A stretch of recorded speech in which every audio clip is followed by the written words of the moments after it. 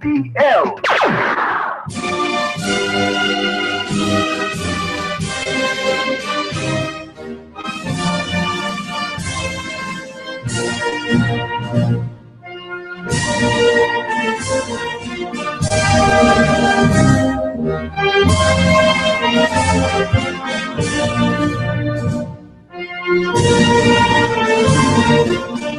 Magandang gabi po mga kababayan. Ito po si Tripliman muling nagbabalik dito sa DWBL 1242. Ito naman si Nars Labaho. Magandang gabi po.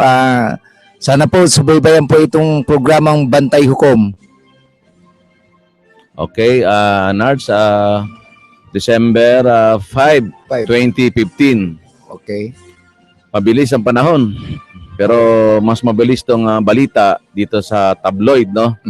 Na ayon dito kay Congressman Martin Romualdez ng Leyte, ay tama yung datos natin, no? Yung mga nakaraan ayon sa World Bank ay 26.5% ang naghihirap ng mga Pilipino. So Okay. more or less sinabi natin nung sa ulat natin ng mga nakaraang buwan na 30%, no? More or less. So dito sa datos sa pahayagan ayon sa World Bank na kalap ng Congressman Romualdez ay 26.5%. Medyo malapit.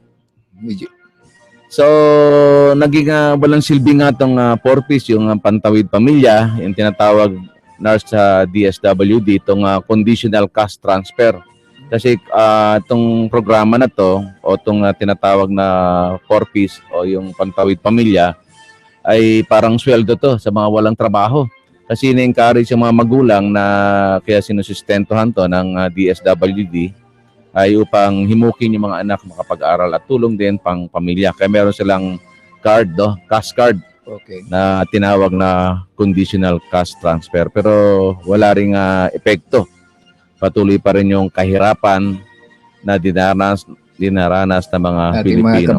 Ating mga kababayan. At ayon naman sa report din ng Philippine Statistic Authority o PSA ay 261,200 na Pilipino ang biktima ng modern day slavery o makabagong pangaalipin na ibang mga kababayan natin na karamihan ay itong OFW, yung mga ating mga nagtatrabaho sa abroad. Sapagkat yung iba kasi sa kagipitan, okay, may tawag. Okay, sige. Okay. Sige, Okay, sige, nawala. Sige, tingnan mo, Nards. Hello. Ngayon, tuloy natin. Hindi mo kagad nasagot eh. Yung Okay. Kumaan, ito yung mga sinasabi natin na mga hindi lahat kasi ng pinapadala sa abroad ay may skilled, no? Karamihan dito dahil sa kagipitan o pera ng mga agency, ng mga recruitment agency na magandang trabaho sa abroad kahit walang skilled. Kaya yung iba ay dahil sa kapit sa patalim ay nagsasanla, nagbebenta na mga ari-arian pang placement fee. Putol, bakit? So, madalit sabi, ang iba nga rito kasamang Ecoman ay naabuso, no, na pagsasamantalahan. Dito nga ay 'di ba nababalitaan natin sa abroad na yung mga Pilipino natin, yung mga Pilipina natin ay nare-rape, no? At iba naman kahit hindi sa gusto nila ay nagiging sa dulo nga nito dahil napariwara na ay nagiging sex worker o prostitution sa abroad. Karamihan kasama. Yun yung mga buhay na bayani natin ang nangyayari. Okay. At masakit pa nito sa mga balita, may tumalon daw sa building, nag-suicide, 4 na buwan lang nung kamakailan, pero totoo noon ay biktima lang ng rape ng kanyang amo. So yun yung balita na ito pala yung makabagong tinawag na modern day slavery. Makabagong pangaalipin sa ating mga kababaihan, kahit na yung mga kalalakihan din. Pagka nasa disyerto dyan sa Middle East, wala, ginagawang babae. Hindi lang pala sa Muntinlupa. Alam mo, kasama ng Tripliman, may sisira ko dyan, no? Sa OFW. dapat yung ating mga kababayan hindi na mag-abroad. Yung bang marami naman tayo ditong trabaho na yung sapat naman na yung sweldo, may bibigay natin pamalaan. Yung akin lang idea ko na sana mabigyan to ng Marami pansin natin namang pamalaan. ganyan na nagsusumikap. Kasama Oo, tama ka doon. At marami namang mga politiko rin ang pumupustura sa ganyang idea na hindi na kailangan. Kahit na si Pinoy mismo, di ba? Sinasabi niya rin na kaya naman nating tumayo at hindi na kailangan mag-abroad. May mga ilang version siya na alam mo naman to yung ating presidente, paiba-iba no? Oo, tama ka, kasama ka doon. Parang weather din, no? Minsan tagtuyo, minsan tagbasa, o parang nag-change climate, no? So, dubako naman tayo dito pa rin sa pahayagan tong estilo ni Duterte, ni Rodrigo Duterte. Oo, yun wala naman tayo personal, ito binabasa lang natin sa balita, no? Itong self-destruct niya kasi kahit na si Pope Francis, di ba? Sabi niya na-traffic daw siya ng 5 oras. Yun nga, nag-PI na doon sa mga nabanggit, no? Ayon sa balita. Ewan ko bakit pinapayagan ng gobyerno to. Samantalang ito'y, kung totoosin, oral defamation to, paninirang puri yun. Once na nag-PI ka. Ewan ko ba't pinapayagan ng gobyerno yung mga ganyang pinalulusot yan. Although kinakat naman yan, no? Pero talagang humanap naman tayo ng leader na hindi kasi ako pagkataon mahilig sa PI. Alam mo na yung PI, di ba? Yung pagmumura. Hindi magandang ng imahin. Hindi magandang trato doon sa kapwa. Sabi nga ni isa rin kumakandidato na si Congresswoman Robredo, si Leni. Leni, yung Vice President. Bakit daw yung Naga, napaunlad naman sa isang maayos na pamamahala. Doon sa lugar niya, no? Yung kanyang mister, si Jesse Robredo. Dati secretary ng DILG, no? Ayon dito sa kanyang balita, komentaryo natin lang dito, 19 years, maayos naman ang kanilang bayan. Itong Naga City. Actually, most improved city to sa buong Asia. Na-declare to. Dapat kasama ng Tripliman, hindi lang Naga, buong Bicol kasi Vice President siya. Dapat pupurihin yung buong Bicol, di ba? Ito naman si para sa akin yan, Duterte naman, sabi niya dito sa Bisaya, gikan sa masa para sa masa. Ano may gikan? Galing sa masa. Yung kanya slogan Ganda sana yung slogan no? Galing sa yung masa, yung mamamayan yun na yung hindi yung masasamang tao. Hindi masa yung dalawa masasamang tao. Yung masa yung taong bayan. Taong bayan. Yung mahihirap na mamamayan. Parang yung sabi niya ang kanyang programa ito itong tuloy talaga kasama ng Tripliman, no? Ang takbo niya for president. Pero sana baguhin naman yung ganyang lifestyle. Ewan ko ba't pinapayagan ng gobyerno yan, pinapalusot yung ganyan. No. May nakausap nga ako kanina Tripliman, okay raw si Duterte. Parang ati lamang komentaryo lang natin, hindi naman natin kilala to alam natin siga-siga to. Ang tataka lang ako, ba't pinapalusot yung mga hindi dapat na magandang salita na narinig. Hindi sana kung matatanda lang, yung mga kabataan. Di ba nga sa bahay nyo, di ba? May nagmumura ba sa inyo? Bagay, ikaw, minsan nagmumura ka pa dahil pag high blood ka, di ba? Pero yun, sa loob ng bahay. Sa loob ng bahay. Public, pupustura ka na maglilingkod ka sa bayan. Hindi maganda. Pag-ibig natin nandun yung pagiging makabayan, yun lang baguhin, yung mga ganong estilo. Baka may matamaan tayo kasama ng Tripliman. Hindi, wala naman tayo, binabasa lang natin yung balita, no? Sa mga kasama ba, merong komentaryo yan bagay, sa kanilang hilig yun.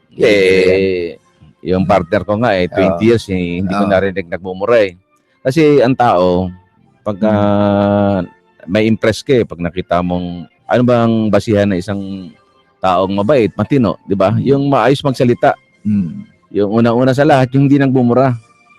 Ako, discouraged ako pag ang tao nagbumura. Medyo ba, anong mararating niya? Although sabihin natin, kung ito'y yung biro lang o talagang bukana ng bibig, dapat binabago. Kasi paano mo iisipin na paano maano yung taong bayan, ma-i-impress. Diba? Alam mo, kasama ng Triplima, no, ito, no, sinabi mo, pinagbabawal yung pagmumura. Kasi Kasi yung kaso yun. oh, yung violence May naman daw, kaso doon, may kaso. magaan daw yung pagmumura, pero yung violente, mabigat daw. Sabi ng nakakausap ko na isang opisyal.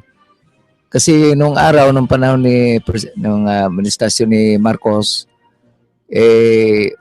bawal ang magmura, may kaso ka na noon. Pero ngayon, very open na sa mga kan Hindi, Marami. may batas pa rin dyan, no? Oh. May batas dyan. Dapat no? sana mabigyan Yung pagmumura kasi, ang pwedeng ikaso sa isang tao, paninirang puri yan o oral defamation.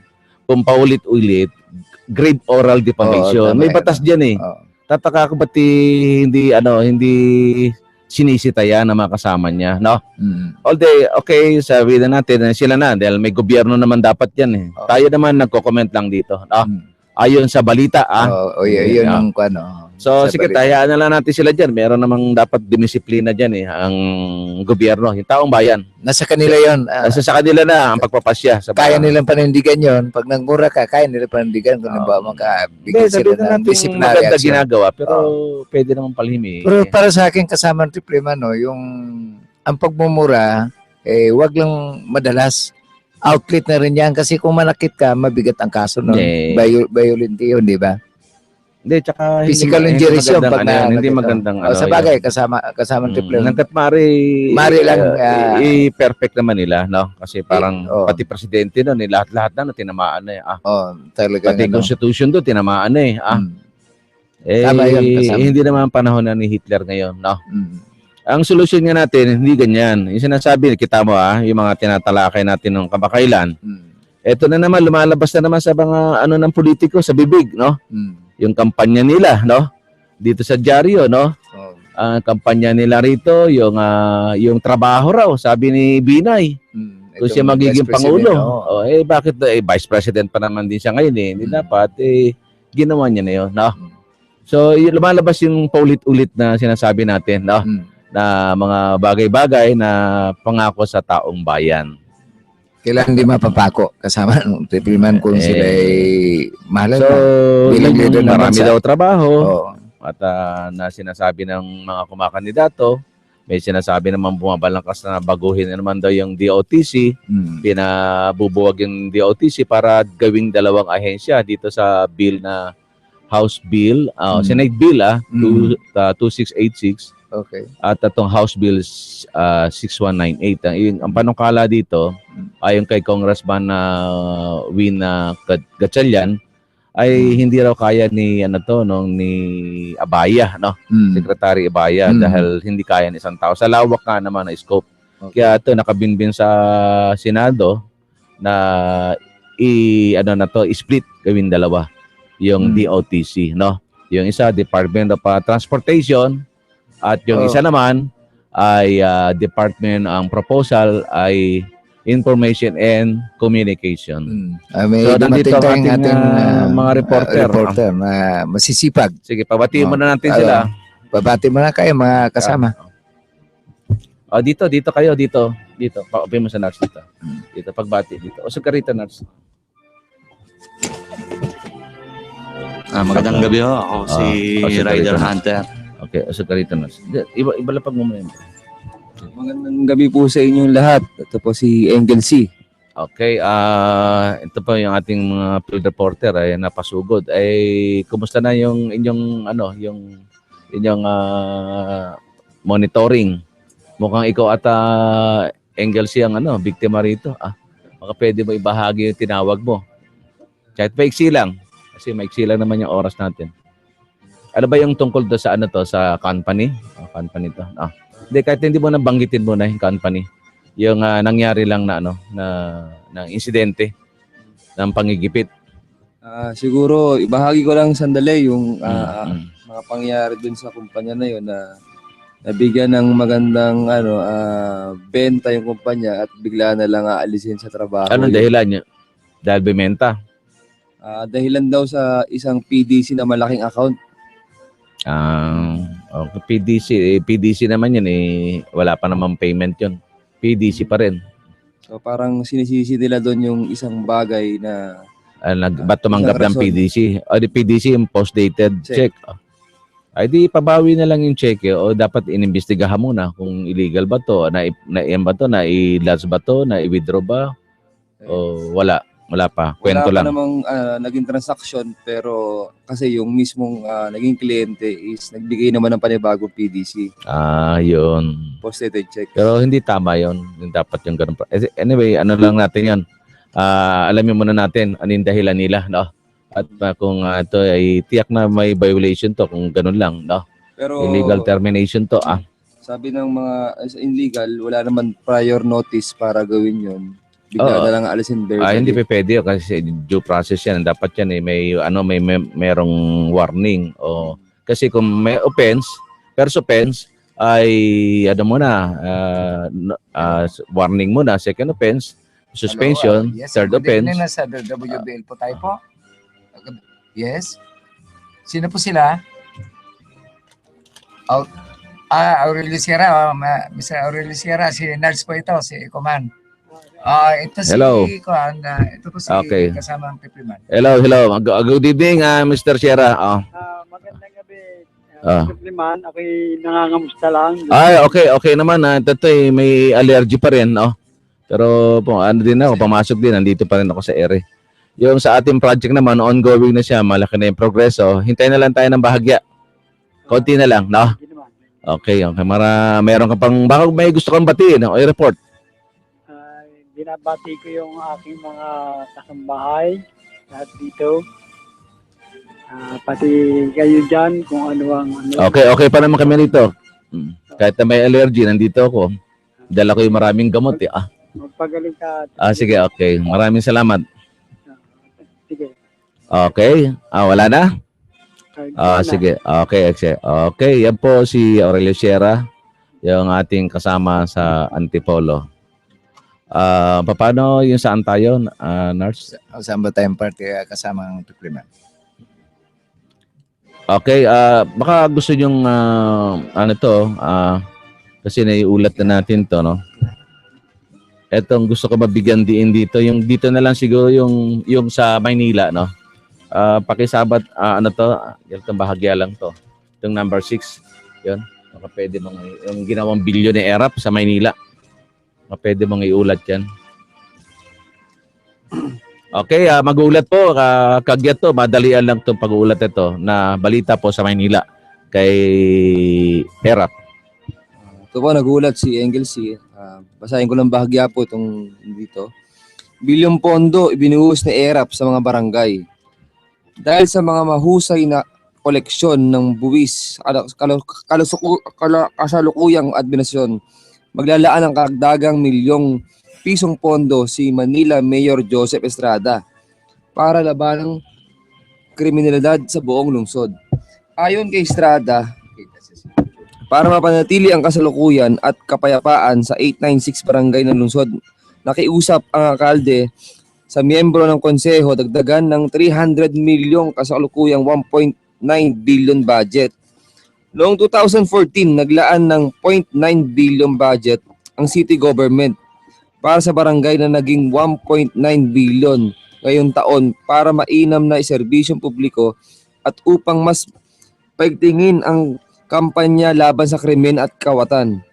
Paliwanag ni Estrada, ang pagkalahatang budget na natanggap ng mga barangay tanod, kapulisan at iba pang ahensya para mag-maintenance sa kaayusan sa mga real property tax collection mula Hulyo 2014 hanggang Hunyo 2015. Dagdag pa ni Estrada, malaki ang magiging pakinabang ng publiko sa pagtaas ng budget ng mga barangay, lalo't pat sila'y frontliners at unang responde sa tumutungon ng anumang emergency sa kanilang nasakupan.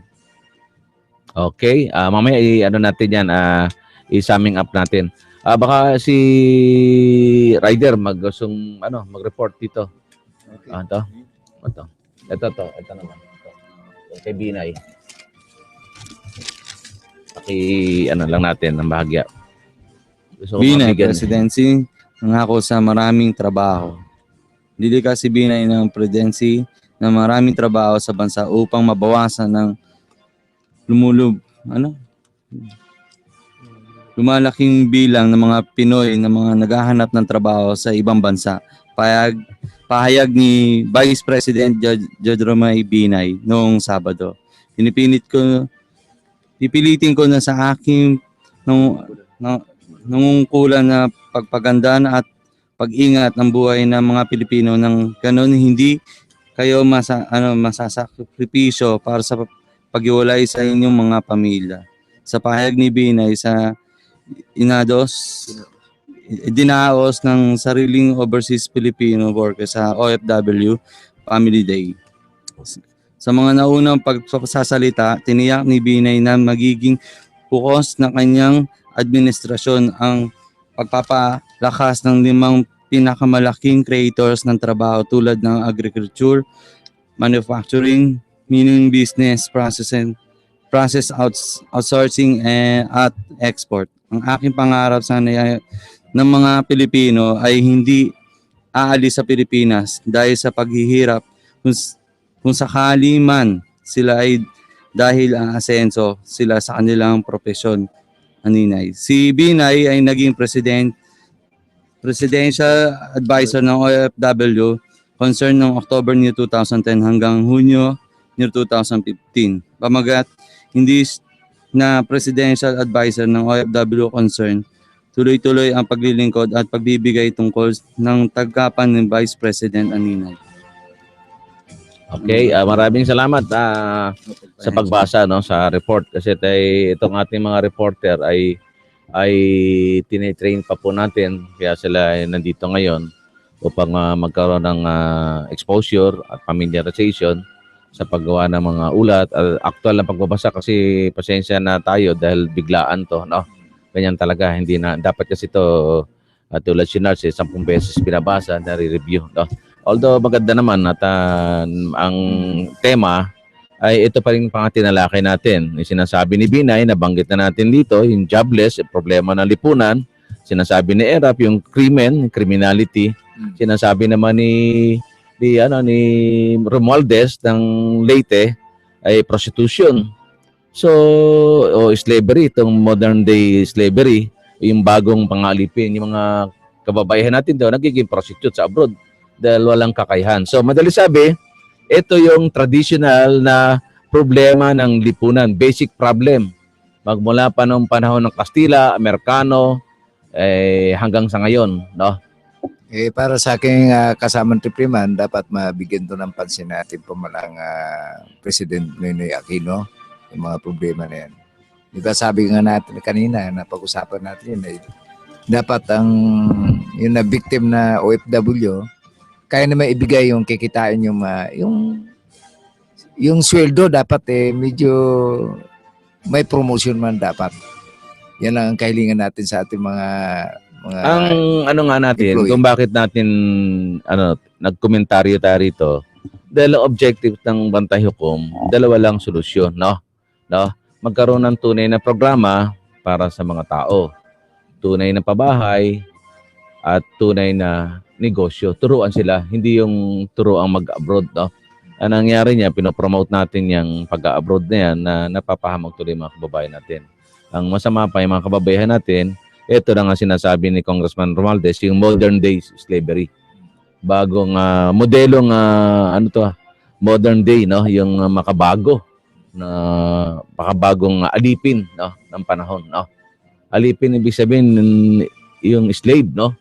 Yung alipin, pupunta doon sa prostitution, nagiging sex worker yung tao, yung mga kababaihan.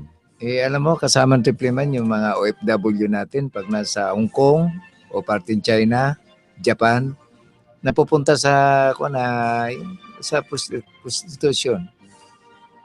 Dapat mari lang maibigay dito sa ating pamalaan yung tamang kikitain ng ating kababayan. Yung ating reporter, baka may komentaryo sila. May komentaryo. Comment dyan. Anong comment nyo? Comment namin dito. Siyempre mas maganda yung hindi ka rin sana aalis dito sa Pilipinas para iwan mo yung pamilya mo. Siyempre mas maganda kung lahat tayo dito is nagtatrabaho. Kasi mamuhuna ka muna sa tao bago ka umano sa bayan. Okay. Ikaw kasama yung Gel. Anong may share mo dito Sa akin, palagay ko hindi naman natin kailangan umalis sa sariling bayan natin. At mas maganda paglingkuran natin yung bayan natin kaysa naman paglingkuran natin yung ibang bayan na tayo mismo is dayuhan. Pinakamaganda siguro dyan is mabigyan ng solusyon yung mga trabaho at yung mga nangangailangan ng trabaho sa Pilipinas ng ating gobyerno. Bigyan punan sana yung ganyang sitwasyon sa ating lipunan. Ako naman ay yung tingin ko dito, etong bilyon-bilyon na pinapondo tulad na sa Maynila, kay ERAP na dati 0.9 billion, naging 1.9 billion na sa itong taon na to, no? Pinadadagdagan pa ng 300 million, napakaraming pera, no? Sa paglaban lang sa krimen, no? So, yan, kung titingnan mo yan, yung paraan na yan, yung kay Duterte naman, yun nga kanya, vigilantes, no? Style naman, lumang style na yun. May human rights na kasi ngayon na itayo na yung 1958, nagkaroon na International Human Rights Commission. Meron ng pangdaigdigang batas na hindi pwedeng gano'n. Hindi natin kinakampihan yung mga kalaban ng gobyerno, yung mga anti-social, pag tinag na anti-social, ay labag sa batas ang ginagawa, no?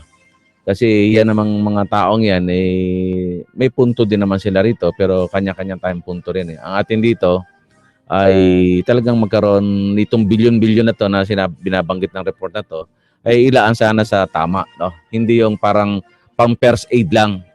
Parang yung pakitang gilas. Okay. Yung yung pansamantala lang. Pag wala na sila, itutuloy naman isa. Kita mo paulit-ulit lang pag eleksyon. Ang gaganda naman marinig mo sa mababasa mo sa dyaryo, no? Sinabi na yun nung araw kimita na yun, iputok na yun. Ngayon, pinapuputok na naman nila, di ba? Ibig sabihin yan, talagang kawawa ang taong bayan. Para sa akin, itong programa natin Bantay Hukom, subaybayan natin yung mga kanilang... Okay, dahil konti oras natin, meron na tayong 2 minuto, ay babati muna natin, no? Si Sis OP, Simon Wood Jr., at Jennifer Bariring and family, ang kanyang father, si Jimmy Bariring. Kumusta po kayo? Mr. Jimmy Bariring, at ang kanyang may bahay, ang buong pamilya. Ganun din kay Christian Jacob Bariring.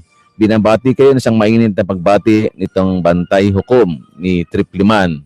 At kay Lynn de la Puente, sana marelease na yan sa Monday at maayos na yung problema. Kay Emerson Valdestan, nandito ako nakarating sa estasyon kahit na medyo masama. Wala na naman yung trangkaso, yung allergy na lang sa alikabok. Kaya hindi pwedeng wala ako sa sakyan, Nards. Okay, tama. 30 years kasi tayong nasa aircon biglang nawala, no? Aircon na sa sakyan, Talagang dapat brand new lagi, wala man tayong pang brand new. Anyway, basta may sasakyan, At ganyan din ganyan din kay Sophia, no, sa kanyang anak, magandang anak na artistahin, bukas tuloy yung convention, araw ng pagtatapos sa convention sa Inari Center, 8:30 ng umaga hanggang 2:30 ng hapon sa convention ng saksi ni Jehovah sa Inari Center. Magkita-kita po tayo bukas. Tularan si Jesus 2015 ang titulo, Nards, ng Jehovah Witnesses bukas. Okay, kayo baka pahabol, bati, walang tayo oras. Binabato ko lang si Mark Snillo, si Jerry Lynn, pati yan mga kasama ko dati sa trabaho, sila Jerry Sambayon, pati si Sarah. Sana nakikinig kayo ngayon. Maraming salamat. Si Riders. Binabati ko sila mga taga-Soler, mga taga-Resource World na sumusuporta dito sa Bantay Hukom. Kasama ng Tripliman at binabati ko nito si Gob, Chairman Ayong Maliksi at kanyang Chief of Staff, si Atty. Chay. Okay, ito po si Tripliman. Muli po kami magbabalik sa susunod na Sabado, alas 10 po ng gabi. Abangan niyo po ang aming programa dito sa DWBL 1242. Mabuhay po ang sambayanang Pilipino. Ito naman si Nards Labao ang nagpapaalam po at Ikuman. Sana subaybayan po itong programang Bantay Hukom. Magandang gabi po sa giliw na nakikinig. Magandang gabi ho. Ako si Rider Hunter. Pagpasensyahan nyo na sa biglang pag-report. Magandang gabi ho. Sana supportahan nyo parati ang Bantay Hukom. Ito po si Engel, nagpapaalam po sa inyo. Maraming salamat po sa pakikinig nyo sa Bantay Hukom.